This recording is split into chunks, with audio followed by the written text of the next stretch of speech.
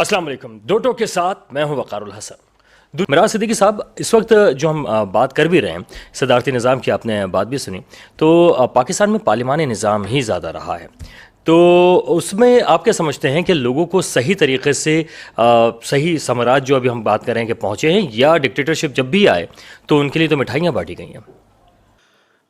بہت شکریہ وکاس. ایکچولی پہلے بھی 1 سے 2 مرتبہ صدارتی نظام پاکستان میں رہ چکے ہیں. دیکھیں، دراصل صدارتی نظام اور پارلیمانی نظام کو ختم کرنے کی جو بات ہو رہی ہے، دراصل یہ 18ویں ترمیم کو، جیسے پیپلز پارٹی نے جماعت اسلامی کو اور MQM کو اور ابھی PSP کے ساتھ ملاقاتیں کر رہی ہے، اپنے کچھ نکات رکھتی ہے، لیکن ان کا ہدف کچھ اور ہوتا ہے. ویسے ہی وفاق کا ہے. وفاق چاہتی ہے کہ پہلے اسے ایک آپشن دے رہی ہے کہ بھئی صدارتی نظام ہونا چاہیے. صدارتی نظام ہو یا پھر 18ویں ترمیم کو ختم، ان دونوں کے مقاصد ایک ہیں. ایک ہی مقصد ہے کہ مرکز کو مضبوط کیا جائے. یعنی وفاق مضبوط 2 صورتوں میں ہو سکتا ہے. یا تو 18ویں ترمیم کو ختم کر دیا جائے، کیونکہ طاقت کو جو ہے وہ خدا کا عطیہ سمجھنا چاہیے، خود کو خدا نہیں سمجھنا چاہیے.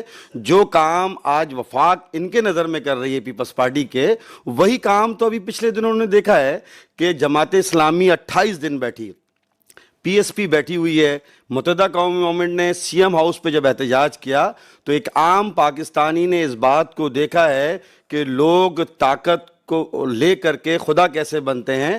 ایک عام آدمی کا تحفظ اس پاکستان میں کیا ہوگا جب پارلیمنٹ میں بیٹھنے والا رکن سن اسمبلی، اس کے سر پھاڑے جا سکتے ہیں، روڈوں پہ کھسیڑا جا سکتا ہے، ماں بہنوں کے کسی کی بھی ہو. جب ہم دوسروں کی ماں بہنوں کا خیال نہیں کریں گے تو جو لوگ بھی طاقتور ہوتے ہیں، اس کے بعد آپ گھر پہنچتے ہیں، پروٹیسٹ میں جاتے ہیں. اس میں دیکھیں، نظام ایک یہ ہے کہ جس کے پاس طاقت ہوتی ہے، جس طریقے سے ایک انسان جب اس دنیا میں آتا ہے تو وہ یہ بات جانتا ہے کہ مجھے مرنا ہے، لیکن اس بات کو وہ مانتا نہیں ہے. بالکل ویسے ہی اقتدار میں آنے کے بعد، ایوان میں بیٹھنے کے بعد، وزراء بننے کے بعد، یہ شخص وہ جانتا ہے کہ مجھے 5 سال کے بعد جانا ہے. یہ مانتا ہے، لیکن جاننے کے باوجود بھی یہ ماننے کے لیے تیار نہیں ہوتا. اسی لیے وہ ایک ایسا نظام بناتا ہے. جو لوگ آج پروٹیسٹ کر رہے ہیں، جماعت اسلامی کے اور دیگر لوگ، انہوں نے ہی 18ویں ترمیم پہ سائن کیا تھا ایک ٹائم پر. یہ وہی لوگ ہیں جو آج پروٹیسٹ کر رہے ہیں، کیونکہ اس ٹائم پر اقتدار میں جو لوگ ہوتے ہیں. لیکن کیونکہ یہ اجتماعی مسئلہ نہیں ہے. 18ویں ترمیم کو کہا تو یہ جاتا ہے کہ وہ صوبوں کو تو بااختیار بنا دیا نا. نہیں، دیکھیں، تیسرے ٹیئر کا جو ہماری گورنمنٹ ہے اس کو بااختیار تو بنانا چاہیے. اگر ہم اپنی ذات سے نکل جائیں تو جب وسیم اختر اس شہر کے میئر تھے تو اختیار کا رونا اور ماتم روتے تھے. متحدہ قومی موومنٹ اسی بات کو کہتی تھی اگر یہ اجتماعی مسئلہ تھا اختیار کا، 3rd ٹیئر کا، تو اس وقت جماعت اسلامی کو بھی اس جگہ پہ پہنچنا چاہیے تھا. کیونکہ یہ عوام کا اگر مسئلہ تھا تو پھر PSP کو بھی اس جگہ پہ ہونا چاہیے تھا. یعنی ہر وہ شخص جو یہ سمجھتا ہے کہ 3rd ٹیئر جو گورنمنٹ ہے اس کو پاورفل بنایا جائے تو اس کے لیے اس وقت میں، لیکن وسیم اختر جس ٹائم پر اختیار کے بغیر میئر تھا، اس ٹائم ہر شخص بیٹھا ہوا تھا. کیوں؟ کہ ہر شخص چاہتا ہے کہ میرا جھنڈا گڑے.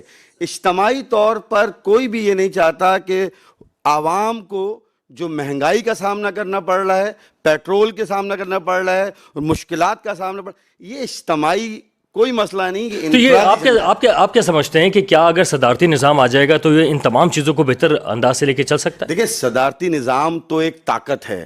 طاقت یہ ہے. اور پارلیمنٹری نظام میں کیا فرق ہے کہ آپ پارلیمنٹری نظام کے اندر مشورہ کرتے ہیں، ڈسکشنز کرتے ہیں، آپ کے پاس اپوزیشن ہوتی ہے، آپ کے پاس حکومت ہوتی ہے، آپ ایک مسئلہ لا کر کے اپنی ایوان میں رکھتے ہیں، 2 لوگ ڈیبیٹ کرتے ہیں، ایک مسئلے کا حل ہوتا ہے. مشاورتی معاملات آئین کے تحت تو پارلیمنٹ ہی ہونا چاہیے. صدارتی میں کوئی مشورہ نہیں ہے، کوئی ڈسکشن نہیں ہے آپ کے ساتھ. 1973 کا جو آئین ہے آپ کا، اس دستور کے تحت تو پاکستان کو پارلیمنٹ ہی چلنا چاہیے. لیکن میں آپ کو بتاؤں کہ مقصد صدارتی نظام نہیں ہے جس طرح میڈیا پر، سوشل میڈیا پہ جو وائرل ہے. یہ مین مقصد یہ ہے کہ آپ کو صدارتی نظام کا جب پاور شو کروائیں گے تو 18ویں ترمیم ویسے ہی زیرو ہو جائے گی. تو پھر بلاول صاحب بھی، زرداری صاحب بھی اس بات کو مانیں گے، چلیں بھائی ٹھیک ہے صدارتی